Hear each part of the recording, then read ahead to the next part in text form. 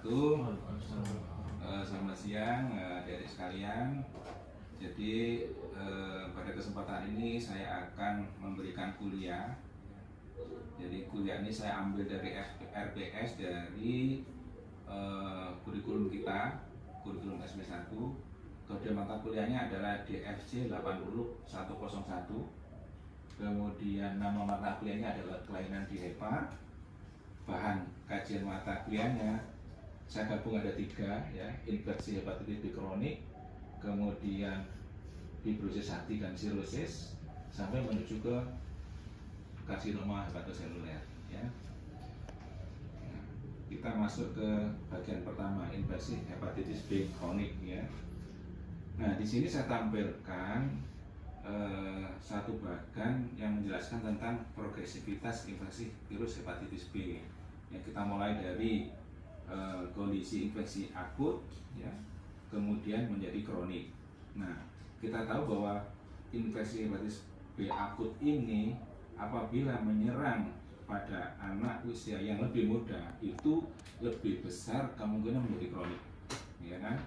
Kalau pada anak dewasa, ya itu hanya sekitar 5% saja.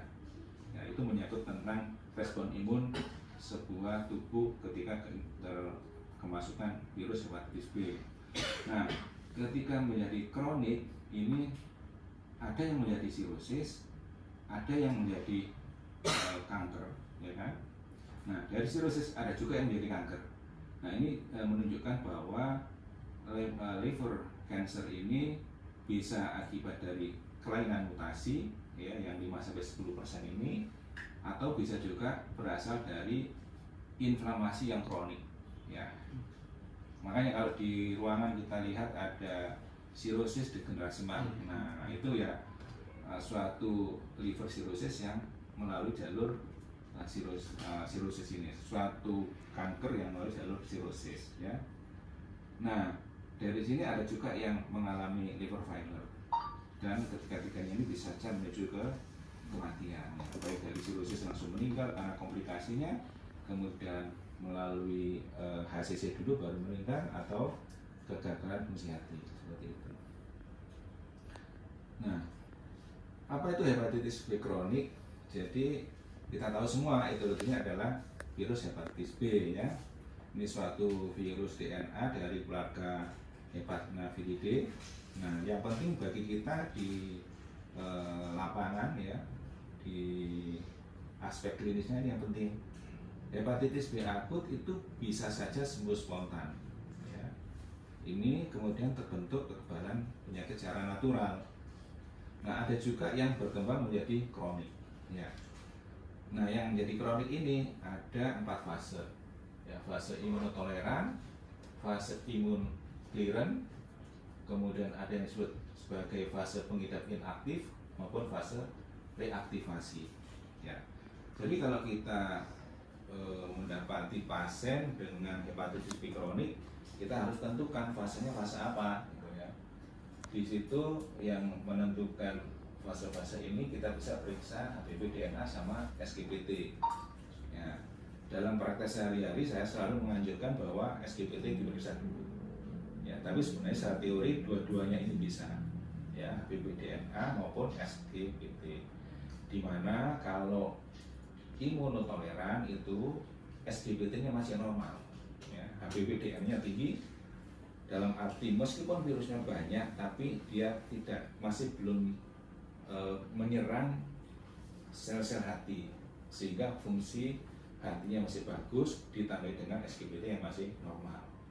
Nah, kalau sudah imun clearance itu sudah ada campur tangan dari antibodi kita, campur tangan dari kekebalan kita, sehingga dilihat di situ HBV DNA maupun SGPT-nya nggak fluktuatif.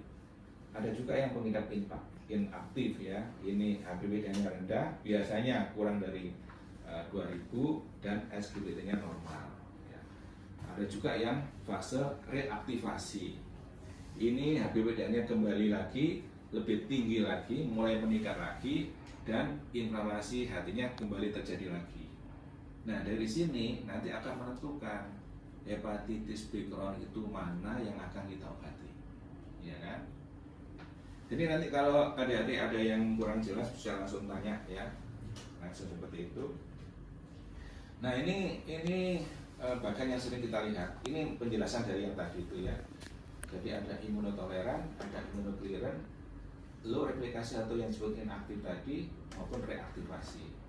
Nah kita lihat dari HBV DNA-nya, ALT-nya ya. Nah daerah yang fluktuatif ini ya, yang ada di imunokliran maupun reaktivasi, inilah posisi-posisi, kondisi-kondisi yang harus diobati. Mengapa harus diobati? Karena ini kedua fase ini bisa berkembang menjadi liver fibrosis, menjadi sirosis. Jadi kalau yang imunotoleransi maupun low replikasi ini tidak akan menjadi fibrosis, tidak akan menjadi sirosis ya. Kenapa? Kita lihat di sini ALT-nya normal. Kalau ALT normal itu artinya tidak ada kerusakan di dalam hepatosit. Ya kita tahu bahwa proses fibrogenesis itu diawali dari kerusakan hepatosit. Ya, kerusakan hepatosit, kemudian ada reaksi dari sel-sel di sebelah-sebelahnya, ya Kupffer sel, hepatic stellate cell, dia teraktivasi. Maksudnya untuk membersihkan hepatosit yang rusak tadi. Tapi di samping dia membersihkan, dia juga memproduksi sitokain dan jaringan sikatrik. Nah itu yang akan menjadi sirosis seperti itu. Ya. Dan itu terjadi pada imunokliran maupun reaktivasi seperti itu. Ya. Nah belakangan itu ada natural history yang agak berbeda gitu. Ya agak berbeda di sini. Ini tadi imunotoleran, imunokliran, ya inaktif tadi, terus reaktivasi. Ada juga ini fase 5. Ya kalau di sini natural immunity ini biasanya sembuh sendiri tadi itu, dari aku langsung sembuh sendiri. Ya. Nah di sini juga hampir sama sebenarnya. Yang warna kuning ini posisi yang harus diobati, kondisi yang harus diobati, ya. Yang warna putih ini yang belum. Cuma yang bedanya di sini fase 1 itu kita sebut sebagai kronik infeksi. Fase 3 juga kronik infeksi. Artinya dia terinfeksi secara kronis tapi belum ada reaksi. Ya, belum ada reaksi tubuh kita untuk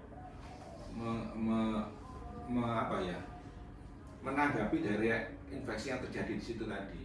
Gitu. Jadi ini pembagiannya akhirnya disebut bahwa yang imunotoleran maupun inaktif atau tadi low replikasi itu kita sebut sebagai satu kondisi yang masih kronik infeksi, meskipun parameter-parameternya agak berbeda seperti itu.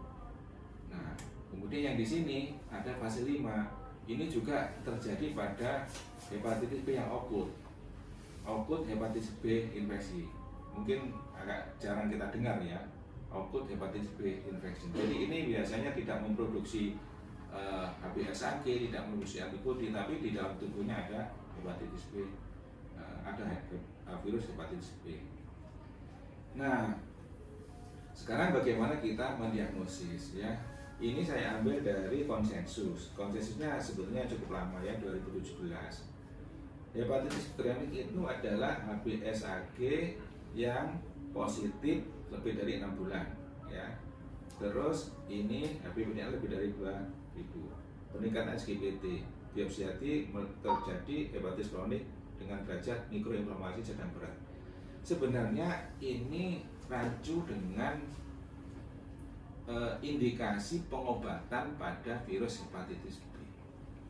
Ya. Makanya kalau disebut hepatitis B kronik saja, mestinya ini aja. HBsAg positif lebih dari 6 bulan itu sudah disebut hepatitis B kronik. Cuma penambahan berapa jumlah BBDNA-nya, bagaimana SGPT-nya, terus tingkat inflamasinya seperti apa, itu kalau kita berpikir untuk mengobati kan gitu ya. Kemudian ini inaktif, nah makanya ini tadi kan ini mungkin imunokliran, ini imunotoleran, nah kayak gitu ya. Jadi agak rancunya di situ di konsensus itu ya. Nah kita ngobati mesti harus ada target ya. Target. Ini ada 3 target yang dimunculkan ya. Kalau kita melihat ini, melihat dari apa kayak area seperti area apa ya, ketangkasan memanah ini ya. Semakin ke dalam semakin sulit ya. Jadi pertama target terapi kita adalah menormalkan ALT. Artinya bahwa inflamasi yang terjadi tadi kita berusaha untuk mengendalikan, dibuktikan dengan ALT yang turun. Maka di dalam evaluasinya juga kita harus memeriksakan ALT kan gitu ya. Kemudian lebih dalam lagi adalah supresi dari HBP DNA. Dari HBP DNA yang reaktif menjadi tidak terdeteksi ya, itu bagian dari target pengobatan, target terapi ya. Kemudian yang paling susah lagi adalah hilangnya HBsAg ya, hilangnya HBsAg ya. Nah dari sini akan kemudian disusun ada yang namanya target ideal endpoint, atau ada lagi target memuaskan, satisfactory endpoint, ada lagi target yang diinginkan ya. Nah ini deskripsinya disebut tercapai target ideal apabila HBs sudah hilang dan atau serokonversi anti-HBs. Ya ini paling ideal memang yang bagian tengah tadi itu. Tapi rasa-rasanya ya sulit, berapa persen ya, mungkin 10-20% kali ya. Nah, kalau nggak bisa mencapai target ideal ya minimal kita target memuaskan ya, tidak ditemukannya relap klinis setelah terapi dihentikan seperti itu ya. Atau target yang diinginkan, HBP DNA-nya bisa ditekan ya, bertahan selama jangka panjang ya. Kemudian untuk pasien yang HBe-Ag-nya positif menjadi negatif, serokonversi menjadi negatif, kemudian muncul anti HBe ya, seperti itu. Jadi ini adalah bentuk target. Memang tidak semuanya bisa sampai ke ideal, minimal target yang diinginkan ini. Nah ini mungkin banyak kita lihat ya pada buku konsensus kita, minimal dibagi 2 kan ya, HBe-Ag negatif sama HBe-Ag positif ya. Kalau kita melihat diagram ini, pertama yang kita periksa adalah BPDNA pertama ya, kemudian baru ALT ya. Nah dari sini kemudian kita lihat ya mana yang harus diobati ya. Untuk HBe-Ag negatif itu dibutuhkan HBP-DNA lebih dari 2 kali 10 pangkat 3 ya. Kemudian baru ke ALT. ALT 2 kali lebih dari batas normal atas, itu indikasi untuk diobati. Tapi kalau di sini masih perlu parameter-parameter yang lain ya, perlu parameter lain. Kalau tidak ada indikasi untuk diobati, kita saja menunda sampai ditemukannya inflamasi. Bisa juga di tempat kita itu dengan diperiksanya fibroscan segala macam itu ya, itu untuk menentukan kapan mau diobati ya. Nah yang HBe-Ag positif itu lebih lagi ya. Kalau tadi 2 kali 10 pangkat 3, ini 2 kali 10 pangkat 4 ya. 2 kali 10 pangkat 4. Baru kemudian kita lihat ALT-nya. Kalau ALT-nya hampir sama ya. Perbedaan dari HBe-Ag yang positif dan HBe-Ag negatif itu terletak pada HBP DNA-nya ya. HBP DNA lebih tinggi pada HBe-Ag yang positif. Itu ya. Nah, ini adalah obat-obat yang biasa kita berikan ya. Interferon yang satu adalah nukleotida analog ya. Ini injeksi, ini pil. Ada kelebihan dan ada kekurangan. Bisa kita lihat di dalam tabel ini tentang durasi terapi. Kalau injeksi interferon itu hanya maksimal 48 minggu, sekitar 1 tahun kali ya, 1 tahun. Tapi kalau NUK ya, ini jangka panjang, bahkan bisa dikatakan seumur hidup minum obat terus, seperti itu ya. Kalau ini injeksi subkutan, ini oral 1 kali per hari, ini tidak bisa digunakan pada saat sirosis yang dikompensatan ya. Kalau ini bisa, efek sampingnya banyak, ini minimal Makanya ada kelebihan, ada kekurangan masing-masing ya. Kemudian kemampuan menekan DNA dalam waktu 1 tahun ini sedikit lebih rendah, ini sedikit lebih tinggi. Tapi untuk kemampuan serokonversi HbA dalam 1 tahun ini juga rendah, ini lebih tinggi. Nah ini yang lebih bagus lagi, kemampuan serokonversi HbSAg dalam 1 tahun ini lebih tinggi. Jadi sebenarnya kalau kita menggunakan interferon itu untuk target idealnya lebih besar mestinya ya. Tapi sekarang ini sudah tidak jarang kita jumpai ya. Yang paling banyak sekarang ini adalah yang kemudian nuklir analog gitu ya. Nah tentang nuklir tidak analog itu ada first line, ada second line ya. Jadi saya ingat betul Lamipudin, Adibogor, Terbibudin dulu 10 tahun yang lalu itu kira-kira Terbibudin masih jaya-jayanya ya. Jadi ini masih jaya-jayanya, tapi 2-3 tahun kemudian itu ternyata banyak yang resisten. Kenapa resisten? Ya kesalahan kita sendiri. Kita nggak memperhatikan petunjuk kapan harus diobati tadi itu. Apalagi masyarakat menghendaki begini, loh ini sudah ada infeksinya kok nggak diobati sih dok, kan gitu. Nah dokternya tergoda, ya harus diobati aja. Akhirnya apa? Resisten. Nah resisten ini virusnya menular ke orang lain, akhirnya banyak yang resisten. Syukur alhamdulillah kita masih punya tenofovir sama entecavir, jadi ini virus lainnya. Nah ini pun kalau kita salah penggunaannya ya bisa jadi itu semua resisten ya gitu ya. Jadi makanya pentingnya kita memperhatikan kapan indikasi diobati itu di situ gitu ya. Nah bagaimana kita monitoringnya ya, sekarang monitoringnya ini yang kita kerjakan di Poli ya. Jadi monitoring terapi ini untuk NUK kita lihat efektivitasnya, kemudian bebas dari efek samping ya. Namun angka resistensinya cukup tinggi. Itu tadi karena kesalahan kita ya. Kemudian HBV-DNA, anti-HBe sama SGBT diperiksa berkala selama setiap 3-6 bulan. Untuk yang tenofovir ya, kita jangan lupa untuk memantau fungsi ginjal setiap 3 bulan ya. Tenofovir ada lagi yang baru, tahu deh apa? TAF ya, TAF ya. Kalau dulu apa? TDF ya. Nah kalau TAF itu dia lebih aman pada ginjal ya. Kemudian HbSAg juga diperiksa ya. Kalau pada akhir terapi dia sudah hasilnya negatif, baru kemudian diperiksa anti-HBs ya. Nah ini untuk yang kriteria penghentian. Nah kriteria penghentian ini ada di slide berikutnya lebih gampang. Nah ini kriteria penghentian ya. Jadi kapan pengobatan nuklir analog dihentikan?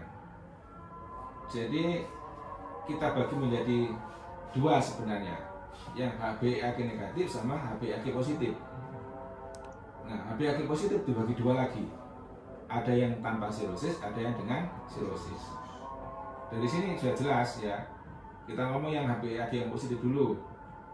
Yang dengan sirosis otomatis diberikan seumur hidup ya, meneruskan terapi seumur hidup walaupun sudah mencapai serokonversi HbAg. Jadi tidak pandang apakah HbAg-nya terjadi serokonversi segala macam, tapi dia punya sirosis ya sudah, terus saja dilanjutkan, namanya seumur hidup. Tapi kalau yang tanpa sirosis ini harus kita perhatikan ya.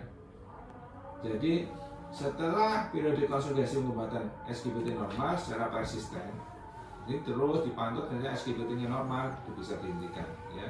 HB dan tidak terisi selama 1 tahun atau sampai 3 tahun. Itu kalau HbAg yang positif. Nah, yang negatif ini yang agak susah. Ya, karena dari awal sudah HbAg-nya negatif, tidak mungkin serokonversi lagi. Kalau yang positif ini kan dari positif sudah konversi ke negatif. Ya, kalau yang ini dari awal sudah negatif, diteruskan. Tolak ukurnya biasanya menggunakan BSAG, ya, HBsAg dan HBV DNA. Ya, itu, ya. Jadi HBsAg dan HBV DNA hampir sama sebenarnya yang diperiksa-periksa, cuman di sini HBAG, SGPT, HBV DNA setiap 3 bulan. Setiap 3 bulan pertama pada awal, kemudian setiap 3 bulan selama 1 tahun, tidak relap, ya, setiap 3 bulan, kemudian baru dihentikan, ya, seperti itu. Nah, berikutnya adalah terapi hepatitis B kronik pada populasi khusus, ya, biasa pada koinfeksi dengan hepatitis C, dengan HIV, pada ibu hamil, ya. Kalau pada ibu hamil kita gunakan tebibutin atau tenofovir. Nah, sekarang tenofovir sebagai first line, kalau dulu tebibutin, ya. Kemudian kalau koinfeksi dengan HIV ini targetnya adalah menekan replikasi hepatitis B virusnya dan menghentikan progresivitas dari penyakit. Nah, yang ini koinfeksi dengan hepatitis C ini karena keduanya ini bersama-sama menimbulkan fibrosis hati, biasanya kondisi kedua-duanya ini hepatitis B maupun hepatitis C yang terjadi bersama-sama itu mempercepat menjadi HCC, ya. Nah, terapi HCC biasanya diberikan di AA. Nah, di AA kan waktunya lebih singkat, gitu, ya, lebih singkat, ya, 3 bulan atau 6 bulan. 3 bulan untuk hepatitis kronik akibat hepatitis yang tidak ada sirosis, 6 bulan yang ada sirosisnya, ya, seperti itu, ya. Kemudian untuk pasien-pasien tadi itu hepatitis C dengan HBsAg positif diberikanlah profilaksis NUC selama 2 minggu setelah terapi DAA, ya. Nah, bagian ketiga ini karsinoma hepatoseluler, ya. Gambaran klinis saya kira kita sering mendengar pasien dengan nyeri right upper quadrant, ada kuning, ya, berat badan menurun, hepatomegali. Kalau sirosis tadi terjadi penyempitan volume hepat, ya, hepatnya mengecil. Kalau ini malah hepatomegali. Kalau kita dengar mungkin ada bruit di situ, ya. Nah, kalau ada asites biasanya kalau kita proof berupa darah, ya. Jadi asites yang hemoragik ini merupakan kondisi yang yang kegawatan, ya, masuk dalam kegawatan. Mestinya itu dirawat di ruang yang HCU, gitu, ya, karena angka kematiannya tinggi. Kemudian bisa juga kita lihat adanya sindrom paranefrastik, hipoglisemi, hiperkalsemi, ya, diare berair. Dan penyakit ini sebenarnya jarang metastase, ya. Jarang metastase. Lebih dulu meninggal daripada metastase. Tapi kalau dia bisa survive, bisa metastase ke paru-paru, ke tulang maupun ke otak. Nah, kriteria diagnosisnya, ya, ada penyakit hati yang mendasari, ya, hepatitis C atau hepatitis B atau sirosis. Terus penanda tumornya alfa protein, ya, lebih dari 200. Kemudian gambaran radiologis yang khas, ya, biasanya kita mintakan CT scan dengan minimal 3 fase, ya, yang multifase, gitu, ya. Nah, ini alur diagnostik. Kalau ada nodul, kemudian dilakukan pemeriksaan CT scan, ya, apakah itu masuk kriteria hepatosis karsinoma. Kalau tidak, diulangi lagi, ya, sampai kemudian terbukti, ya, dengan 3 fase tadi. Kalau tidak, baru di biopsi, ya. Karena gambaran dari nodul ini mirip-mirip kolangiokarsinoma. Jadi mirip-mirip kolangiokarsinoma yang tipe hepatik, ya, tipe nodular, seperti itu. Bisa juga untuk apa? Untuk mendeteksi secara dini itu dilakukan USG secara periodik ya, 3 sampai 4 minggu. Ini bagian dari monitoring pada saat kita punya pasien sirosis tadi itu, ya. Seperti itu. Nah, ini adalah algoritma tata laksananya ya. Kita lihat dari fungsi hatinya, kita lihat dari penyebarannya, kita lihat dari invasi vaskulernya, ya, jumlah nodulnya, ukuran nodul dan terapi yang diberikan apa di situ. Ya, di sini lebih apa? CLPAC tadi yang sudah dibahas di depan, apakah A, ya, apakah B, ya, terus apakah sudah masuk ke C, ya. Nah, selama ini kita ini ketemunya di CLPAC yang B, yang C ya. Kita jarang sampai ketemu yang masih bagus-bagus gini. Nah, kalau sampai bagus-bagus ini banyak sebenarnya terapi reseksi, ablasi lokal ya, atau TAC ya. Jadi semangatnya kita berusaha memperbaiki regresi kita supaya kita bisa mendapatkan karsinoma yang masih stadium awal, stadium dini begitu ya. Nah, bicara tentang HCC, jangan lupa ada juga yang hepatocellular carcinoma yang sekunder. Ini akibat dari metastasis organ-organ yang di luar hati ya. Biasanya yang paling umum adalah yang dari kolorektal biasanya.